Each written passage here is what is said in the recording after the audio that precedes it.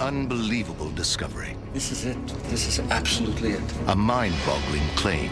The tomb of Jesus found. Jesus' body would have been laid right here. An unprecedented controversy.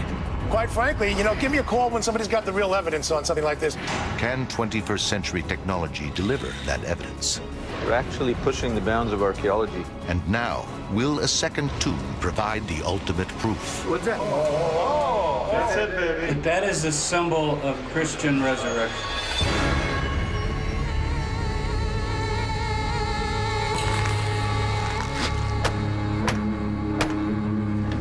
It's one of the most iconic images in Christianity.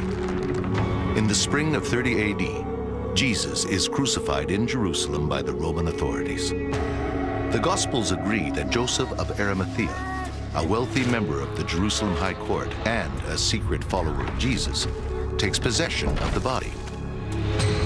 But what happens next is not so clear. Christians believe that Jesus is placed in a tomb close to the site of crucifixion, and after 3 days, he rises from the dead, leaving behind an empty tomb. Tradition holds that the Church of the Holy Sepulchre is built on this site. But no archaeological evidence for Jesus' tomb has ever been found here. Another account based on the Gospel of Matthew states that Jesus is ultimately buried in an unused tomb that Joseph of Arimathea had intended for his own family. But again, no evidence for such a tomb is found. All this changes in 1980. In the Jerusalem suburb of Tel Aviv, 2 miles from the Church of the Holy Sepulchre, archaeologists uncover a 2,000-year-old tomb. It has strange markings, unlike anything previously discovered. The archaeologists remove 10 limestone ossuaries, or coffins, from inside. Then the tomb is cemented over, an apartment complex built on top. But in 2007, filmmaker Simha Yakubovich rediscovers the tomb. It's unbelievable. This is it. A new analysis of the archaeology leads Simha to a startling conclusion. He's convinced that he has found the Jesus family tomb. He bases his radical theory on the fact that 6 ossuaries found in the tomb are inscribed with names associated with Jesus and his family. There is a woman called Maria Mene. This is a Greek version of Mary. It's been suggested that this unique spelling is associated only with Mary Magdalene, one of Jesus' most celebrated companions. There is also a Maria, Mary in English, a name identified with Jesus' mother, and a Yose, a nickname associated with one of Jesus' brothers. Most surprisingly, in this cluster of names, there is also a Jesus, son of Joseph. Though the implications are shocking, some scholars are open to the possibility. All the tombs around Jerusalem are slowly getting exposed and in some cases destroyed. So it's not so far-fetched that a construction crew would have uncovered the tomb of Jesus. I think we have to consider it, that this Talpiot tomb might be the tomb of the family of Jesus. When the story breaks, not everyone is so open to that possibility. This is front page news. It's on all the evening broadcasts. This is very much the talk of Jerusalem. For me, it represents the worst kind of biblical archaeology. I don't see the evidence for it anywhere. I'm going to base my beliefs on the scriptures, which hold together far better than the kind of farcical documentary we're talking about here. As the controversy rages, Simha and his team shift their focus towards another archaeological site, one he hopes will provide additional evidence to back up his claims. It's a second tomb, located less than 200 feet away from the alleged tomb of Jesus. I think we got a tomb. So this is where we're going. It's perfect. This tomb was discovered in 1981 when drilling at a construction site accidentally exposed it. Archaeologists entered through a hole in the tomb's ceiling. They took some notes and made a rough map of the burial cave. Orthodox religious groups, believing that any modern intrusion disturbs the dead, forced the archaeologists out of the tomb. But not before they took these recently found black and white photos. The tomb was once again sealed. For religious purposes, a pipe was installed into its roof. In 2009, cement was poured down the pipe, barring access to the tomb. But it still serves as a marker that the tomb is somewhere beneath this area of the apartment complex. Simha and his team believe this second tomb may belong to some of Jesus's earliest followers, possibly even of Joseph of Arimathea. The two tombs were found on a hill set apart from the other burial caves in the area. They appear to be on a first-century rich man's estate, complete with wine press and ritual bath. And there are clues here that this hill in Talpiot was a sort of hub in the wheel of religious and political power. Behind you is Herod's Herodium, which is Herod's tomb, Herod the king of the Jews. And then if I turn around this way is the temple in Jerusalem. And then behind me, it's called the Hill of Evil Council, and it's the traditional spot where the priests were meeting to condemn Jesus. And so you have to wonder whether this location might have more of a meaning than just hearing, oh, a tomb was found in Talpiot in some apartments. It seems to have sort of a strategic meaning. Simha is becoming convinced that modern Talpiot is Joseph of Arimathea's estate. What's more, in Hebrew, Arimathea means two hills. And this area in Talpiot is still dominated by two hills.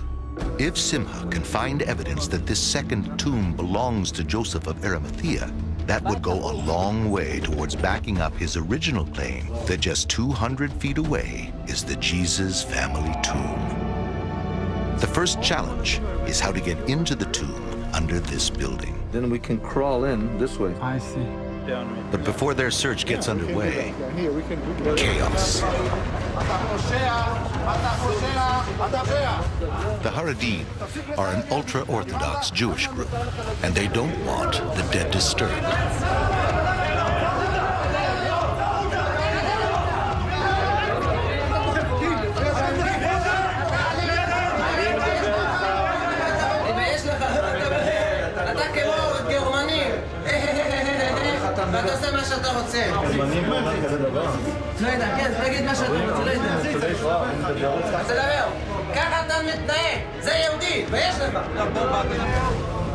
They managed to shut down the excavation, as they did with the original exploration back in 1981. Simha and fellow producer Felix Kolyubev go to the center of Haredi life to meet the rabbi in charge of the activists who disrupted the investigation.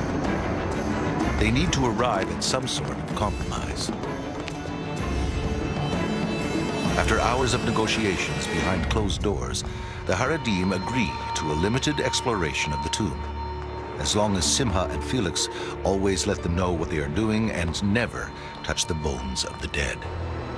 With the problem behind them, Felix gets hold of the map drawn when the tomb was originally discovered in 1981. They know it's not 100% accurate, and they're not sure where exactly under the apartment building the tomb is located. But it can't be far from the original pipe. That's great. They are now convinced that at least part of the tomb lies underneath this corridor. But are they right? They know exactly how to find out. Ground penetrating radar, or GPR. GPR works by sending a radar signal below the surface, detecting unusual materials, or in this case, a void. The GPR scans the entire corridor, looking for an unusual space beneath the tiles. Felix's calculations lead him to one tiny corner. This is a magic corner. Did you see anything? There is something there. You can see here the edge of the void. The long and the short of it is Felix right where he thinks we can put our probe. A probe? Yes, he's right. There is an area approximately 60 centimeters along the wall and about 40 centimeters away from the wall. So in other words, Felix believes the only way into the burial cave is through a space not much bigger than a sheet of paper. They may have found the tomb. Now, they have to find a way to get in.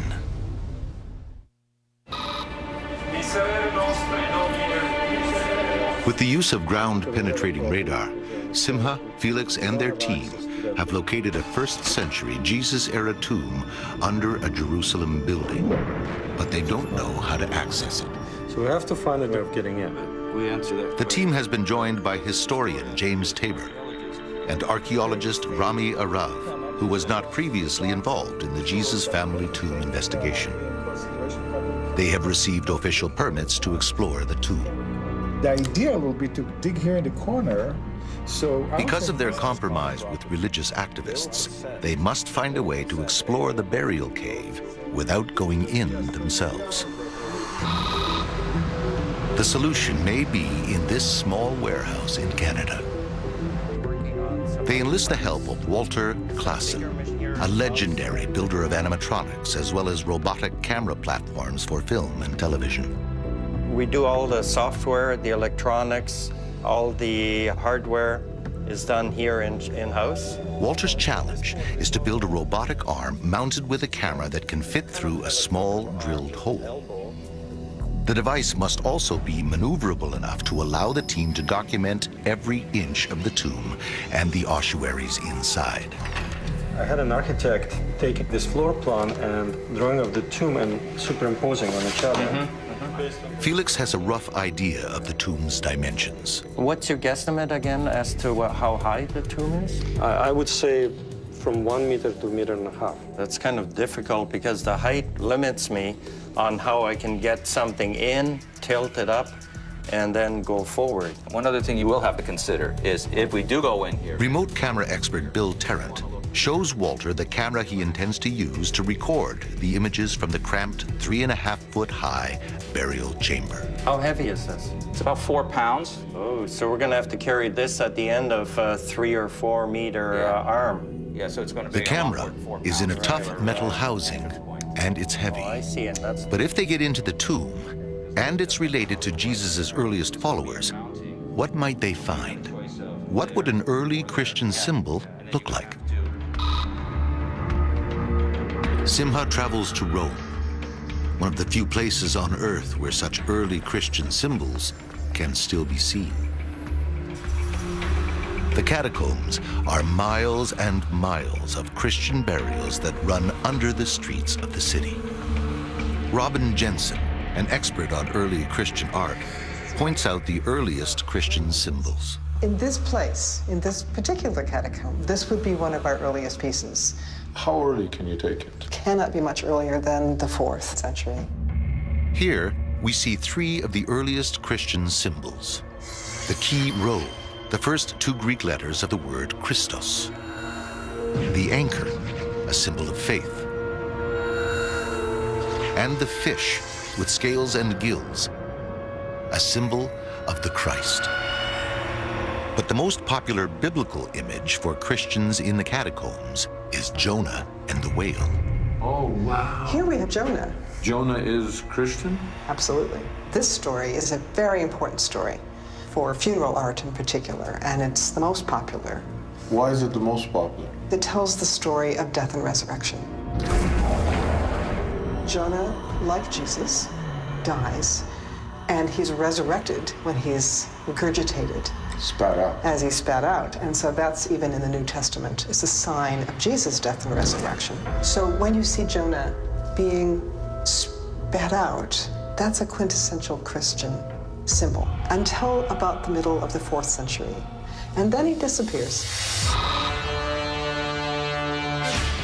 After months of preparation, the team gathers in Jerusalem in an attempt to crack Christianity's ultimate secret. We're studying a little bit of history. We've got police, we've got the Israel Antiquities Authority, we've got religious supervision, we've got the Tenants Association. So what is the tension? I don't want tension. I want discovery. It's working? Perfect. So step one, small little hole. 6 centimeters? Yes. If we're in the right place, then we go to step 2.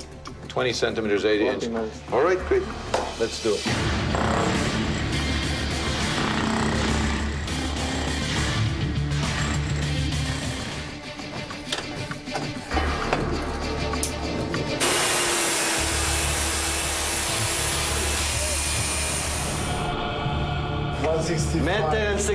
They have already drilled 2 feet deeper than their calculations suggested. Too much.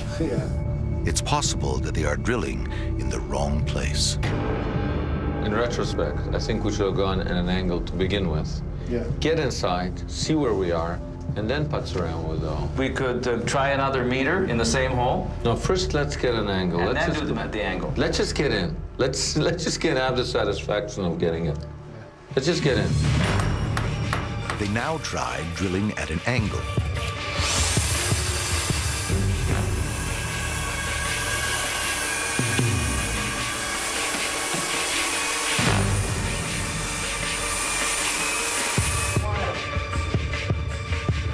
I'm inside. After years of research and effort, this is the moment they've been waiting for. I see the bottom, nice and clear. Fantastic. Hey, we're right where you said we'd be. Yeah. You were 100% right. They have their entry point into the tomb. But the only way of exploring it is with the robotic arm, which has only been tested in the lab. Walter Klassen now joins the team of archaeologists and investigators in the Jerusalem suburb of Tel Aviv. His newly created robotic arm is about to be used for the first time. It's been custom designed to explore an ancient tomb that is just below their feet. A tomb that filmmaker Simha Yakubovich believes may be that of Joseph of Arimathea, the man who buried Jesus. The arm is deliberately low-tech. Simple levers control its movements.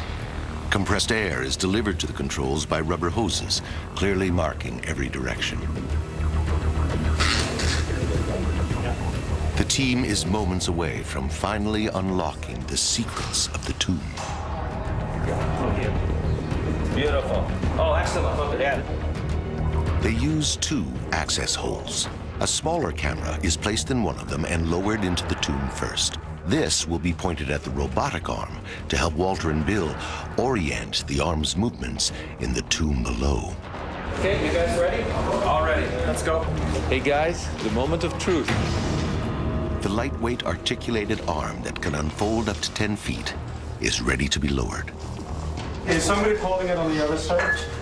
It's all hands on deck to help maneuver it into the 8-inch pipe. Keep holding and lowering it down. I feel like a pilot, you know? All right, we have image. Camera expert Bill Tarrant finds his bearing and focuses the lens.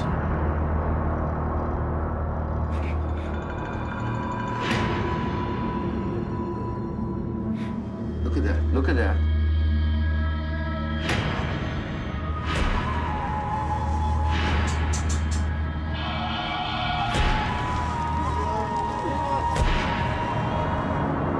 They see niches carved into the limestone walls. Inside these are ossuaries filled with human bones. We're almost there, almost there. Placed here 2,000 years ago.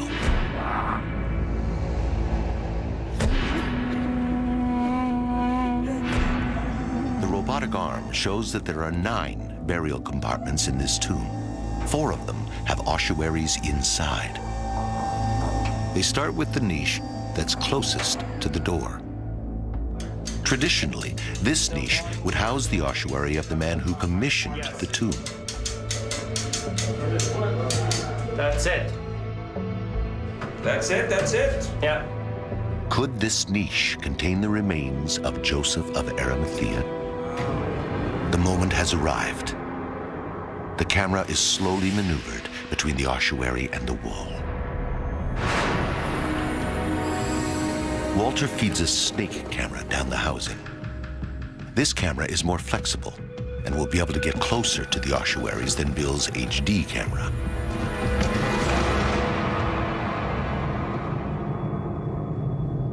They're looking for a name or a symbol.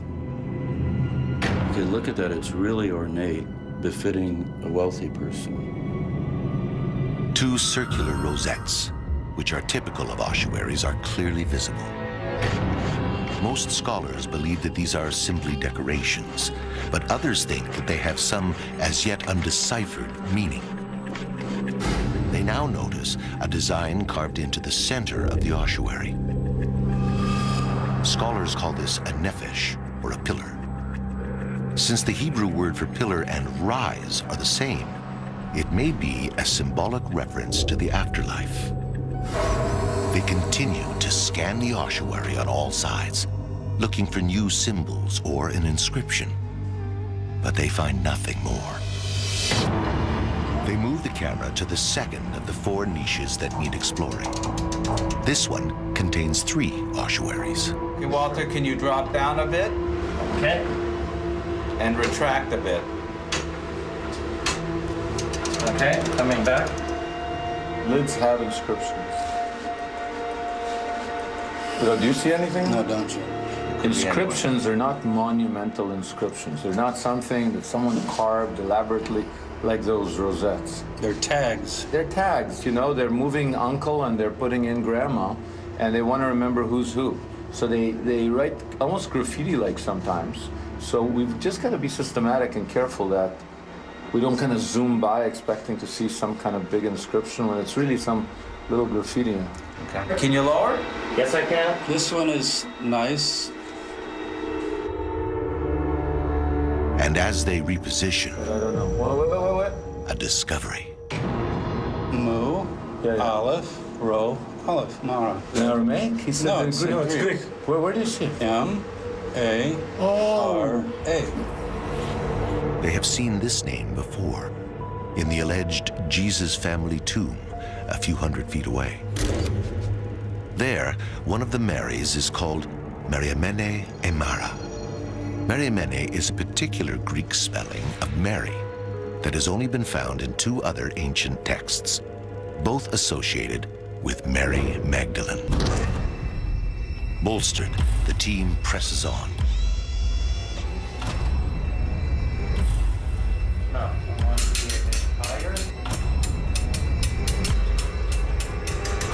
But just then, a cable snaps.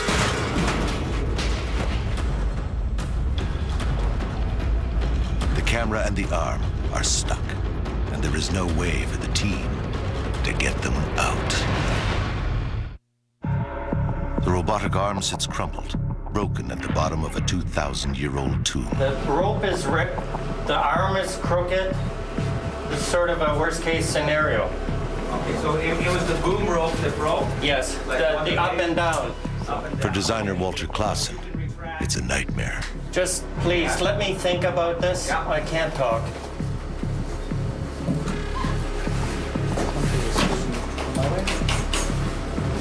Here, pull hard. Wait, slow down. The snapped cable means he can't retract the arm, and the way that it is currently bent means that it won't come up the hole. For several hours, Clausen carefully manipulates the broken arm.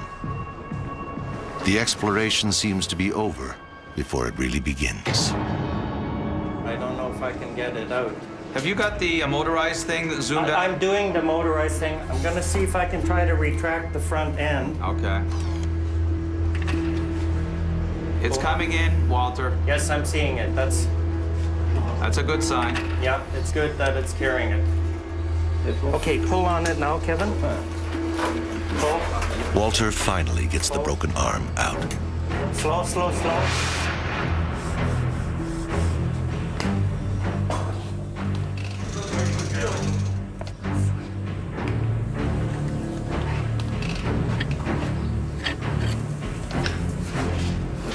After 2 hours of surgery, the robotic arm is repaired and it's back in the game.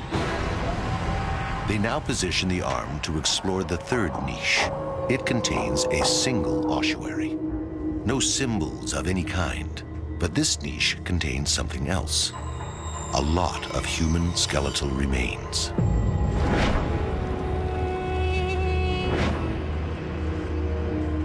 There are no inscriptions here, and no hint of Joseph of Arimathea or anyone else that is related to Jesus.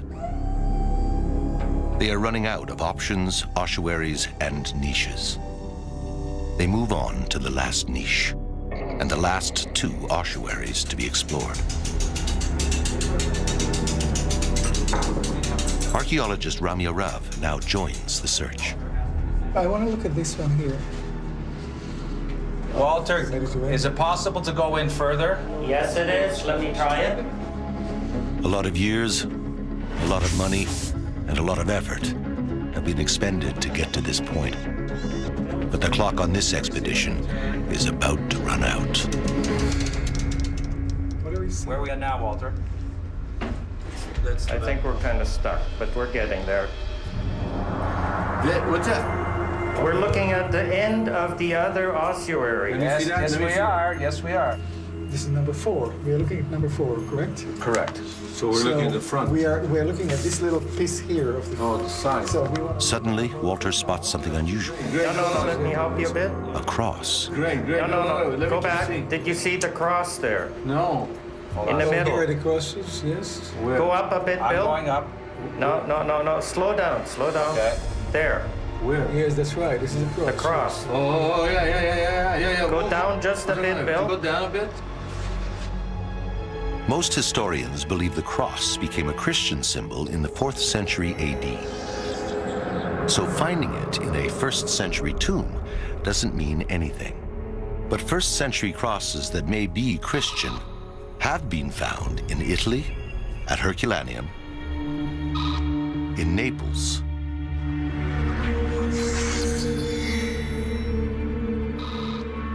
and by Rami Arav at his excavation site in the Galilee. If the cross was already a Christian symbol in the 1st century, then the team has just discovered the earliest Jesus-related cross ever found. On ossuaries, there shouldn't be anything which is made just for decoration. The whole thing is symbolic. The whole box is symbolic.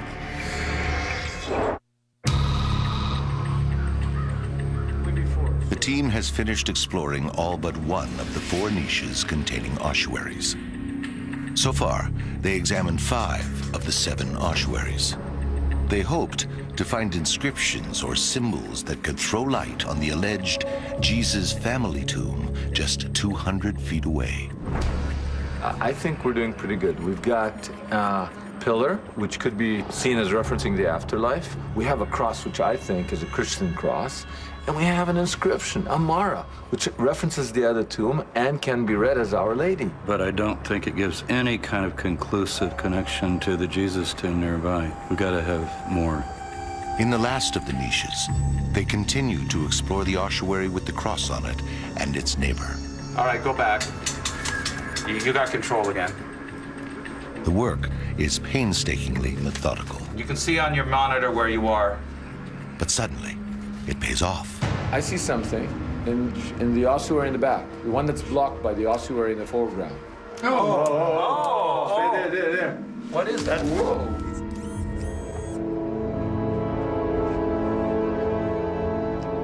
Wow. Are we looking at, is this the bottom part? This is the top. And there's this little ball on the bottom. Oh, wow. Yeah, that's the ball, yeah. I'm just going to orient myself. Yeah, and you can see on your monitor where you are. There. Wow, look at that. That is amazing. It's a nefesh. This is the bottom. Rami sees the squeezed image and thinks it may be another example of a nefesh, a pillar, like the one they found in the first niche. Hey guys, that's no pillar. It's definitely something else. I haven't seen anything similar to this. That's better. Actually, looks like What's that? bars. Bill. Coming. And those could be the handles. Look here. Just look here very carefully. But then, a revelation. It's a fish. Of course, Look, this is a tail. This it's a fish. It's a whale. It's a whale. It's a whale. It's Jonah. It is a Oh my God! Oh my God! Jonah holding his head. This is That's a whale holding Jonah's his head, spitting Jonah out. 2 legs, 2 arms, and his head. Yes! He's spitting Jonah out of the whale. That is absolutely it. That is the symbol of Christian resurrection. The team is convinced that what they are looking at is a great fish spitting out Jonah. Unlike the later Christians of Rome, who depicted Jonah's fish as a sea dragon, Jesus' earliest followers were Jewish. As a result, they depicted the fish here as edible, as kosher, meaning it has scales and fins. According to the biblical book of Jonah, when Jonah is spat out, his head is wrapped in seaweed. Here, they see a stick figure being spat out of a fish, its head purposely marked up by lines. All along the edges of this ossuary are little fish swimming in the sea. The image is unique. The discovery is revolutionary. Without a doubt, the sign of Jonah was the symbol of Jesus' earliest followers, the symbol of Jesus' resurrection. Because of the clarity of this first-century image, its precise meaning can be decoded. For Christians, or Judeo-Christians, believers in Jesus, it comes to mean, like Jonah, Jesus went into death. The fish is death, but came out of death. And on an ossuary, clearly, it's talking about resurrection of the dead. So this is the earliest representation of the resurrection. This is huge. It's absolutely huge. This discovery, the earliest Jesus-related symbol ever found, makes the investigators feel that their hunch has paid off, that they now have dramatic evidence that the tomb just 200 feet away from the one they are now investigating is the Jesus family tomb. But can they find more? They proceed to the back of the Jonah ossuary. They see something, but because of the wall, they can't get far enough from the image to tell what it is. They position the camera on the floor, looking up at the lid. The image on the back looks like the tail of a fish, but they cannot be sure. For help, they consult the black and white photos taken by the archaeologists in 1981, before they were chased out of the tomb by religious activists. Here, the image of the fish tail is clear. The fish seems to be diving into the ossuary. The pictures also reveal something else, something unexpected. Today, the Jonah ossuary is not in the same place where it was originally found. Then it was taken out of one niche and placed in the one where it currently rests.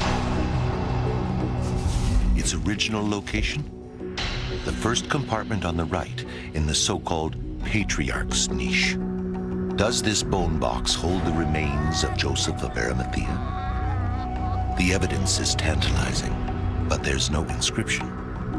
There is, however, one last ossuary to explore.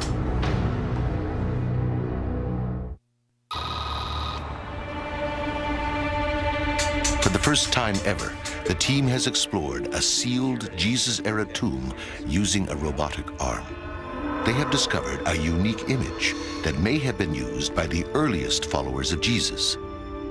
But their search is not over. They have one more ossuary to explore. Hand the boom right. Okay, coming up.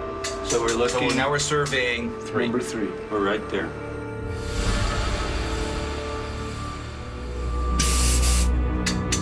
As they approach the last ossuary, they feel that lightning can't strike twice. But sometimes it does. Oh, wait. Stop. So that's writing. That's inscription. That's an inscription. That's it, baby.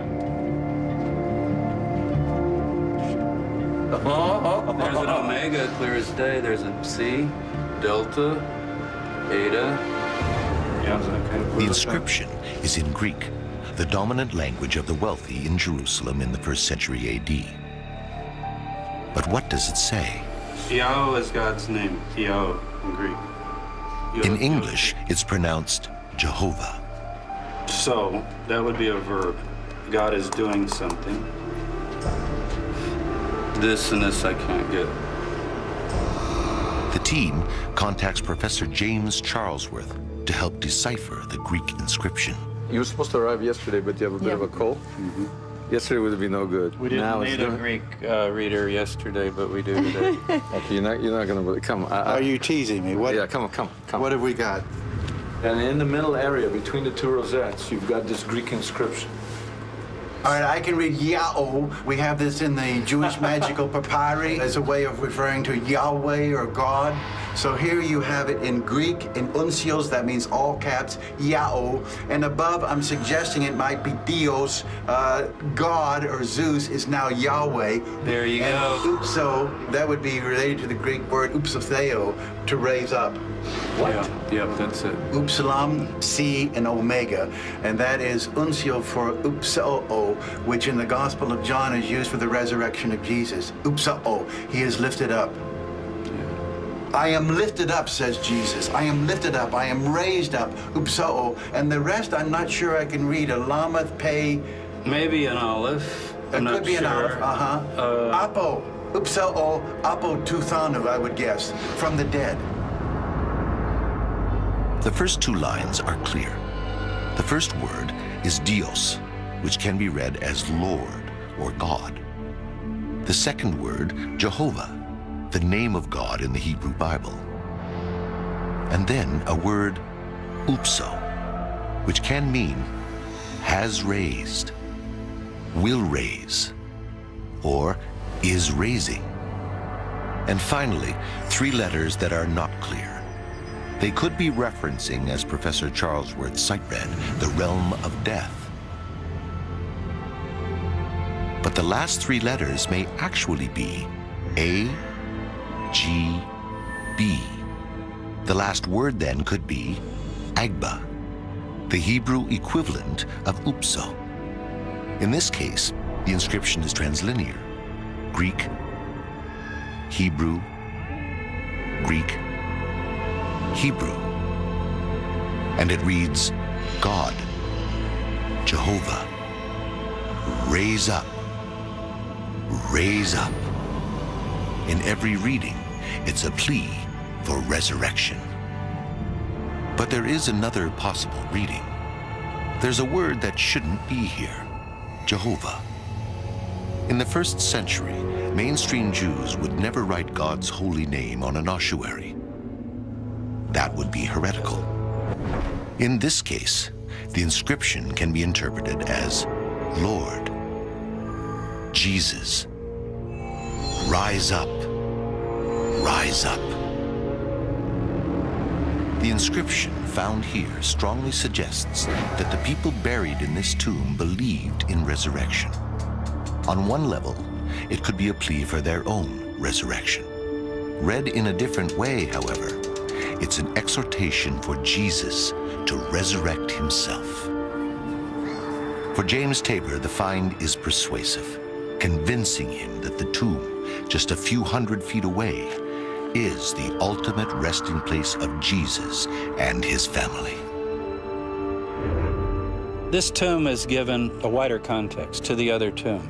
Before yesterday, if you had asked me, Talpia, Jesus' tomb, what do you think, 50-50? I was already at 75%. By adding this tomb, I'm up to 95, easily. The implications are enormous.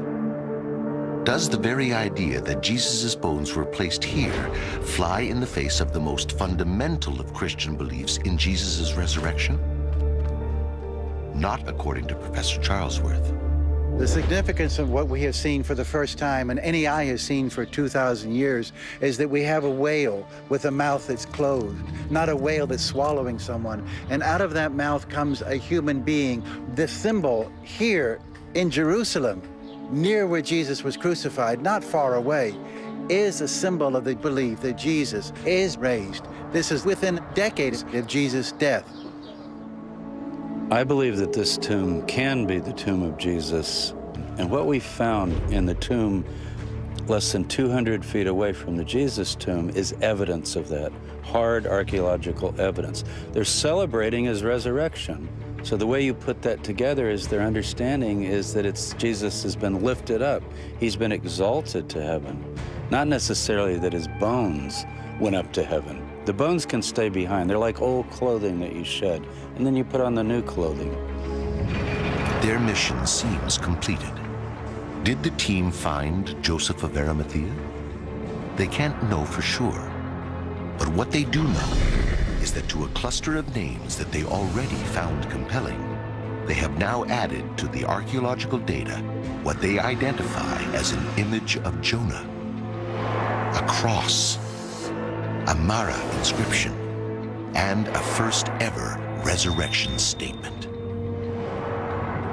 Based on these findings, the team believes that there are compelling reasons to conclude that Talpiot, Jerusalem, is the last resting place of Jesus' earliest followers, most of his family, and of Jesus of Nazareth himself. It will now be up to scholars to weigh the evidence. One thing is for certain, the debate is just beginning.